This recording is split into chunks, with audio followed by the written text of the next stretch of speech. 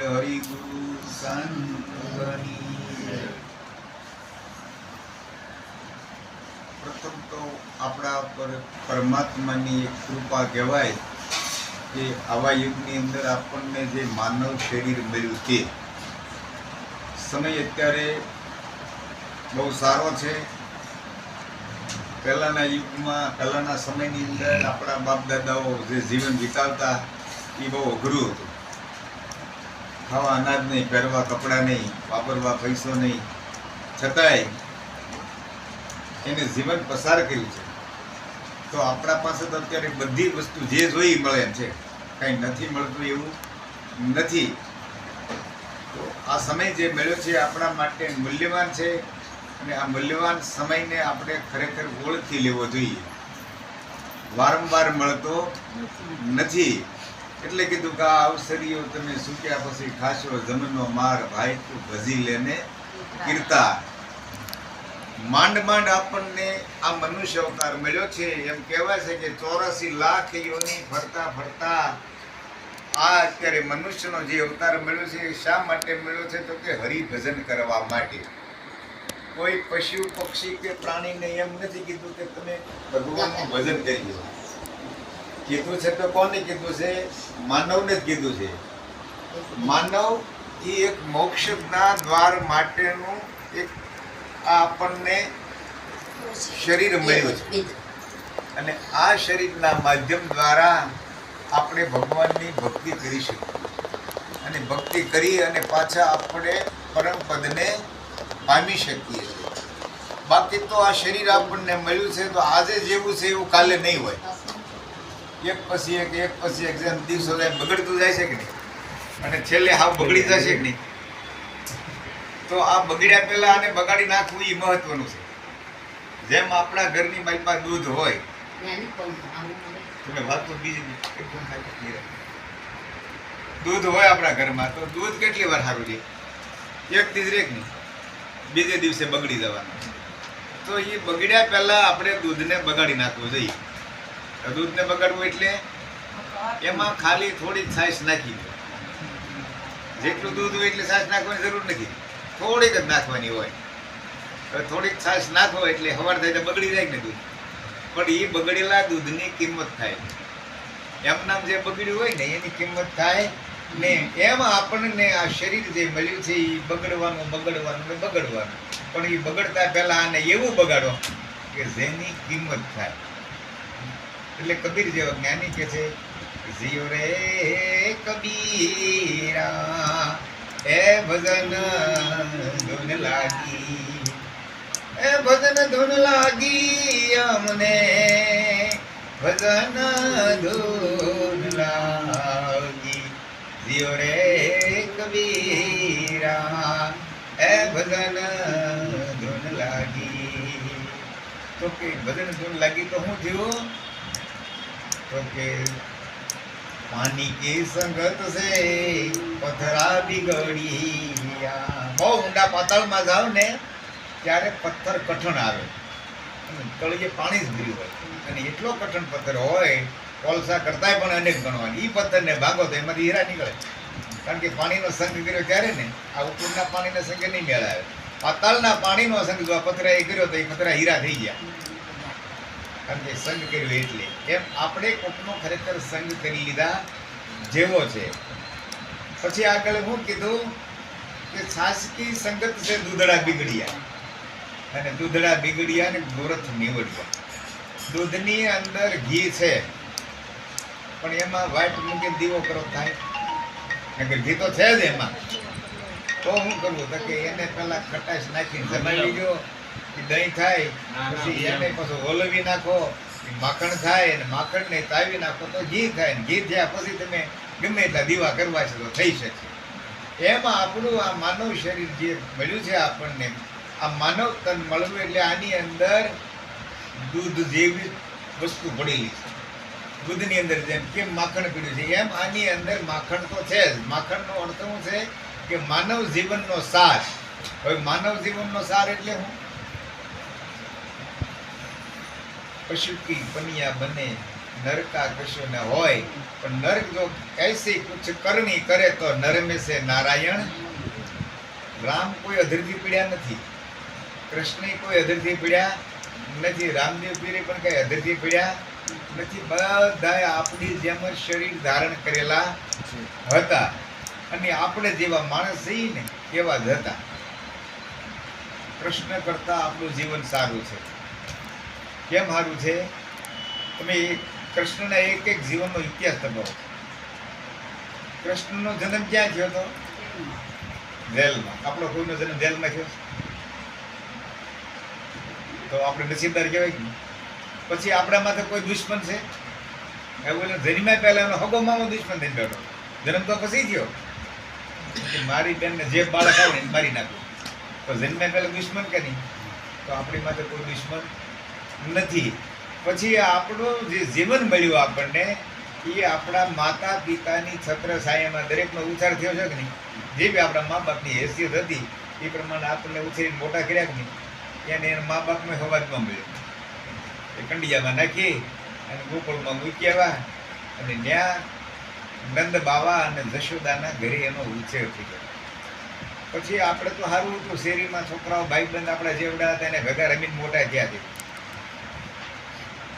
એ તો ભરવાડોની હારી ગોકુળમાં ગાયું સારવાય વાળોની હારી. હવે એ નાનાથી મોટો થઈ એને મારી ખાઈ દીધી છે મારા ક્યાં. કઈ ઇતિહાસમાં લખાણી નથી. કારણ કે ગાયો સારવા દે છોકરા બાંધતા હોય ત્યાં કઈ થયું હોય. પછી આપણા માથે કોઈ આળ છે? તમે આવું પાપ કર્યું હતું એને ખગા મામાને અને હગી માસીને મારી નાખેલો આળ છે કે? પછી આપણા બધાના લગ્ન આપણા મા બાપે એની લાયકાત પ્રમાણે કરી દીધા કે નહીં? આપણને એ લાડો પડે જાન લઈને ગયા, ગીત ગાય જે એ જમાનાના રીત રિવાજ પ્રમાણે કરી દીધા કે નહીં? કૃષ્ણને તો 1600 ગોપીઓ તો જેવા આપણે 8 પટરાણી હતા એમ વાણીમાં કે 8 દેખીને લગ્ન એને નથી કર્યા, બધી ઉપાડીને ગયો. પછી યુદ્ધ થયું. યુદ્ધમાં કૃષ્ણ ભગવાન હારી ગયા. રણછોડ નામ ન્યાથી બોલ્યું, રણ છોડીને ભાગ્યો ને. કારણ કે ભગા જમાઈને મારી નાખ્યો તો કોના? જરાસંધના. કંસ હતો એ જરાસંધનો જમાઈ હતો. જમાઈનમાં મારી નાખવાનો બદલો લેવા જરાસંધ મોટું લશ્કર લઈને આવ્યું તો કૃષ્ણની એની આગળ કોઈ હેસિયત જ નહોતી બાંધવું એમ. કારણ કે ખબર હતી કૃષ્ણને કે આની આમ હું પહોંચી શકીશ નહીં. એટલે કૃષ્ણ એ બધાને મૂકી અને એની 8 પટરાણીઓને લઈ અને ગોકુળમાં મથુરામાં આવી દ્વારકામાં આવી રહ્યા. એટલે પાછળ કાબાઓને મોકલ્યા, જાઓ ગોતો કૃષ્ણ ક્યાં છે, જ્યાં હોય નથી મારી નાખો. ગોતતા ગોતતા દ્વારકા આવે છે. કૃષ્ણને વળી ખબર પડી કે આવડા કાબાએ મને ગોતતા ગોતતા આવ્યા. એટલે પેલી બાઈને કીધું હાલો ભાગી જાય ને કે મારી નાખશે આવડા. બાઈ બિચારી કંટાળી ગઈ. આપણે દેહમાં જ્યાં આવ્યા. હવે અહીંથી પાછું બીજા ગામ જાય, ત્રીજા ગામ જાય, ક્યાંય માણી કે બહી ન ચોટાડીએ તો બાઈ કંટાળે જ ન કંટાળે.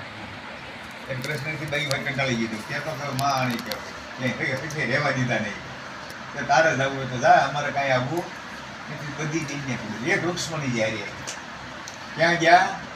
તુલસી સામના ડુંગરા પર ચડી ગયા. થોડાક દી ન્યા રહ્યા ત્યાં કાબાઓને ખબર પડી. ગોતતા ગોતતા ન્યા ગયા. બપોરનો સમય હતો. હાલ એની મૂર્તિ એવી છે. વૃક્ષમણી જે રોટલા કરે છે અને હાથમાં ઘઉંનો પીંડ હતો, લોટ હતો. ત્યાં ઊભી છે કે કૃષ્ણથી બોલે આવ્યા કે ભાઈ કે તારે જવું હોય તો જા, મારે આવવું નથી. રૂક્ષ્મણીજી ન્યા રહી ગયા તુલસી સામના ડુંગરે ને કૃષ્ણ ભાગીને આવ્યા ત્યાં વેળાવળ, જે હાલનું ભાલકા મંદિર કહેવાતા. ત્યાં આવીને બેઠા છે તો આવીને ભીલે અને બાણ મારી અને મારી નાખ્યા. બોલો આપણી કોઈની એવી દિશા છે? આટલું બધું કરવા છતાંય કૃષ્ણ ભગવાન કહેવાનો. મેં નાના હતા ભણતા હતા ત્યારે કવિતામાં આવતું, સર્વ કાર્યો કર્યા છતાં જે રહ્યો સદા નિર્લેપી એવા યોગી કૃષ્ણ પ્રભુને વંદન હોજો હમારા રે. મો કરવાના ધંધા કેટલા કે સગા ભાઈ ભાઈ વિશે બાધણા કરી મરી નાખ્યા કે પાંડવોને ગૌરવ. આપણે કોઈ એવું કીધું આટલું બધું કરવા છતાંય કૃષ્ણ ભગવાન કહેવાનો એ કઈ વાત? કોઈ ભગવાન ધરતી નથી પડ્યા, અહીંયા આવ્યા પછી જ ભગવાન બન્યા. તો એને એક જ કામ કર્યું હતું,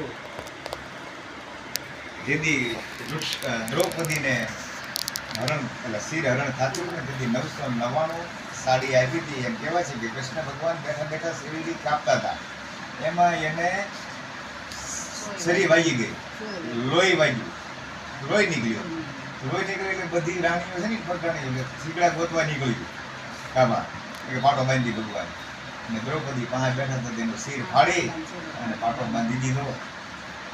ત્યાં તાર ગીને તો 999 હતા, તો 999 તારની 999 હાડી એને પૂરી હતી. તેથી કૃષ્ણે પ્રશ્ન કર્યો હતો પણ દ્રૌપદીએ કે ભાઈ તાર મારે સંબંધ શું છે? એમ કોઈ સંબંધ નતો. તું સૂરજ વંશી ને હું પંસાલી, બેવની જુદી જુદી જાતો જાદવરાય, આપણે છે નો નાગો. તું સૂર્યવંશી છો, હું તો પંસાલી છું, તું જાદવરાય છો. મારે તારે સંબંધ હું કાંઈ નહીં હો. ફક્ત સંબંધ એ હતો કે જેથી રાજસૂર્ય યજ્ઞ કર્યો હતો અને કૃષ્ણ એ વાયદો આપ્યો હતો કે બધા જમીન વયા જાહે અને પૂર્ણ યજ્ઞ થાય. આવો પછી સોનાનો નોળિયો થાય અને શંખનાદ થાય. યજ્ઞ પૂર્ણ થયો પણ સોનાનો નોળિયો ન થયો, શંખનાદ ન થયો. ત્યારે પૂછવામાં આવ્યું કે ભગવાન આવું થવાનું કારણ શું? કે કોઈ જમ્યા વગરના છે. બેન કે હું બધી મને જે કામ હોય તો ગામના શહેરે છે ને આટો મારી એવું કોઈ નથી, તો ક્યાંક વગડામાં બાકી છે. જાય તો ગામને સીમાડે એક ઝાડની નીચે દુબળું પાતળું શરીર, ગરીબ માણસ જેવો બેઠેલો. હવે આ તો ગમે એમ તો રાજા તો હતો ને, એમાંય પાછો બી હવે કાંઈ કેમ બેઠો હતો કે તને ખબર નથી અમારે ઘરે રાજસૂરી યજ્ઞ હાલે છે, તું અહીં બેઠો છો, મારો યજ્ઞ પૂર્ણ નથી થતો, હાલ ખાવા. હવે એની એમ બાજુ હોઈ ગયા. જો વાતની અંદર કંઈક વિચાર હોય તો દ્રષ્ટાંતો સામું કે વાર્તાઓ સામું ધ્યાન નહીં રાખે કે ભાઈ હાલો હું આવું કે પણ કે હું મારી લાકડી પડી ને એ મને આપો તો હું ટેવે કે હાલ્યો આવું.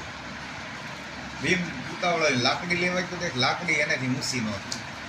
એટલે આ લાકડીની વાતો હોય નહીં એમાં. એટલે ભીમને એમ લાગ્યું કે આવડા તો કોઈ જાદુગર છે કે મેલી વિદ્યાવાળો, એટલે એને બીક લાગી ભાગ્યો. રોજ ભગવાનની પાસે ને તો એમાંથી ભ્રમ ન જાય, એમાંથી ભ્રમ જતો જ નથી. કે ક્યારે જાય કે કોઈ સાચા સદગુરુ મળે તો જ આમાંથી ભ્રમ નીકળે, નીકળી નીકળે એવો નથી. બાકી ગુરુવાર લોકો તો રોજ નવા નવા નાખે જ છે. તે મોર લેવા જાવ ને તો ગુરુ કે કાલથી છે ને ગુંદો રહેજે, બીજ રહેજે, 11 રહેજે, કાઢા પાણીએ નાજે, આવા કેટલાય પ્રકારના બંધનમાં નાખે છે. છોડવાની વાત બાજુ પર રહી. કોણ છોડાવે છે? સદગુરુ સિવાય છોડાવી શકે ને ગુરુ ન છોડાવે.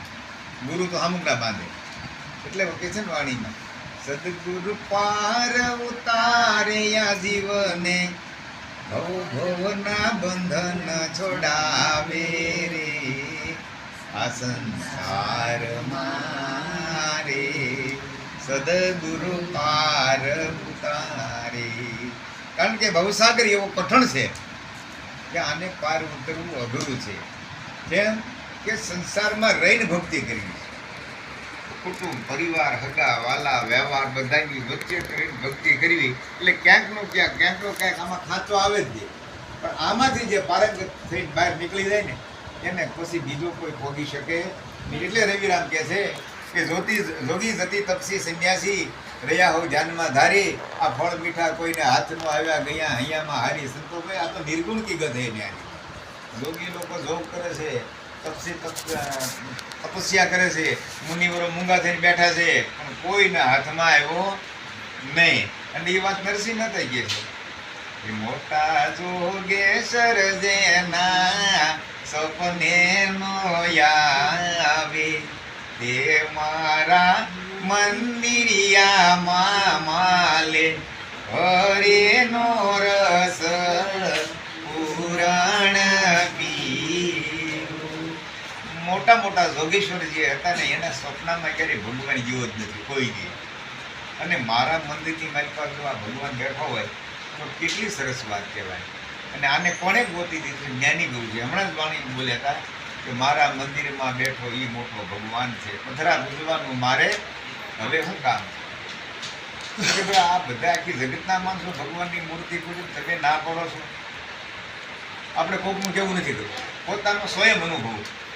આપણે જંગલમાં ગયા હોય અને કોક આપણને એવું માથા ભારે માણસ મળે અને મારવા આવે તો આપણે એમાંથી બચવા માટે શું કરીએ?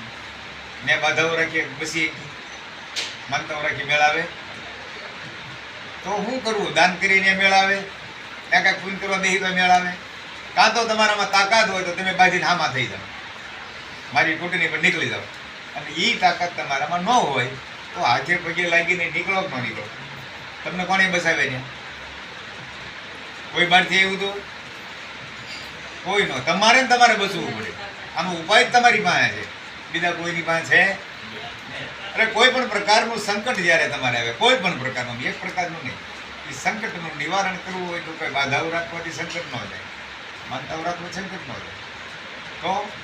તો કે 3 પ્રકારના દુઃખ માણસને માથે આવે છે. એક શરીરનું દુઃખ, બીમાર થવું હોય.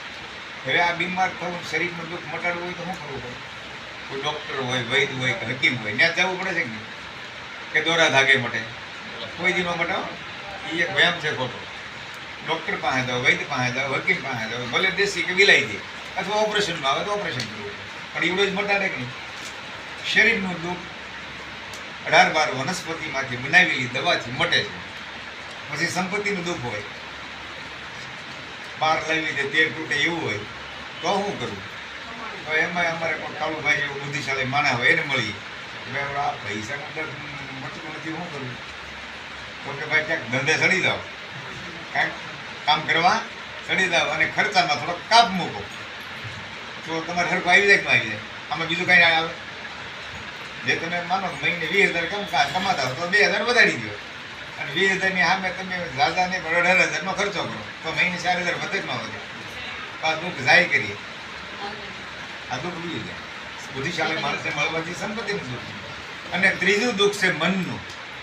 હવે આ 2 દુઃખ તો મટે, પણ મનનું દુઃખ કોઈ દી મટે નહીં. તો મનનું દુઃખ કોણ મટાડે? જીવન બાપાએ 18 ગુરુ કર્યા તોય નહોતું કર્યું. પછી એને અરજી કરી ભીમ સાહેબને કે મનનું માને નહીં, મમતાળું દિલડું માને નહીં, દ્રબજાળું આ પૂરી રાખો વાડામાં તો પતલેલ જાય છે. બરાબર એ કહો ને ગુરુજી મારે હવે મારે કરવું શું? કે ઘડીકમાં કીડીને ઘડીકમાં કુંજરને આ બધી ઘણી બધી એને રાવ રેડી. પણ ભીમ સાહેબ જેવા સાચા જ્ઞાની ગુરુ એને મળ્યા ને પાછો વાળવા માટે કે હે જીવને જ્યાં રાખીએ જ્યાં વાગે અનર્થો રાખી. આ તારો જીવ જ્યાં બીજે ત્રીજે લોકો કાઢે છે ને એ ત્યાંથી તું બંધ કરી દે, પણ જ્યાં અનહદ તુર જે વાગી રહ્યા છે ત્યાં જઈ લાગી જાય ને પછી આ બીજું કરવાનું રહે. એની પાછળ એને ઘણું બધું કીધું છે કાર્ય કરવાનું, પણ કહેવાનો મતલબ છે કે આ મનને ઠેકાને લાવવા માટે થઈ સદગુરુ સિવાય બીજો કોઈ ઉપાય છે નહીં. એટલે કીધું કે આ મન જે રહ્યું કોઈએ ધજાની પૂછડી જેવું કીધું, કોઈ જેવું છે ને ફાવે એવું કીધું. પણ હું તો એમ કહું છું કે મન જો તમારી અંદર ન હોય તો આપણે જે ભેગા બેઠા છે ને એ ન રહીએ. આ બંગલા બન્યા ને એ ન બન્યા હોય, તમારી પાસે લાખો કરોડોના વ્યવહાર છે ને એ ન બની. અને કદાચ ભગવાનની ભક્તિ કરી હોય તો મન વગર થાય નહીં.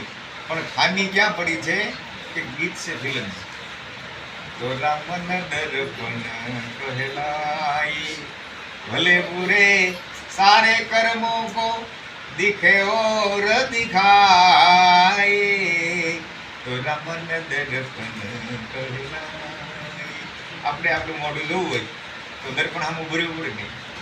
હવે આ મોઢું જોવા માટે જો દર્પણ સામે ઉભું રહેવું હોય તો આપણે ખુદને જો જોવા હોય તો હું કેવો છું એ નક્કી કરવું છે ને. તમારું મન કેવું કાલે તમે કેવા હતા એ કોણ કહે? જુવાનીમાં કેવા હતા એ કોણ કહે? બાળપણમાં કેવા હતા એ કોણ કહે? તમારું મન કહે છે કે બીજું કાંઈ? તમારું મન છે દર્પણ છે. પણ આ મન એકદમ ઉજળું જો સાફ હોય ને તો કહે, બાકી ઉપર ધૂળ નાખી દીધી હોય ને શેની? મારા ભણાની. અરે કા હું કાંઈ ભૂલ કરતો હોઈશ કે એનું કામ નથી. આ ઈ ઉજલે દર્પણ મેં કે ધૂલ ન જન્મ પાયે થોડા મન દર્પણ કહેલા. આની માટે ધૂળ ન નાખો. એટલે અભિમાન જે રહ્યું ને એને કાઢી અને પાછું ચોખ્ખું કરી નાખી. એટલે આનું આ મન જે રહ્યું ને એ કહે છે કે તું કેવો છો એમ. એટલે કીધું કે સત્સંગ વિના મન સમજે નહીં, સુરતા ભલે નિગમ પદમાં જ આવે, રવિ રવિ કીધે રજની નહીં ટળે ને ઉગ્યા બેન અંધારું ન જવે. આપણે બધા હાલો માળા બોલીને બેસી જઈએ, સૂર્ય સૂર્ય સૂર્ય ભજન કર્યા કરી કોઈ અજવાળ થાય ન થાય.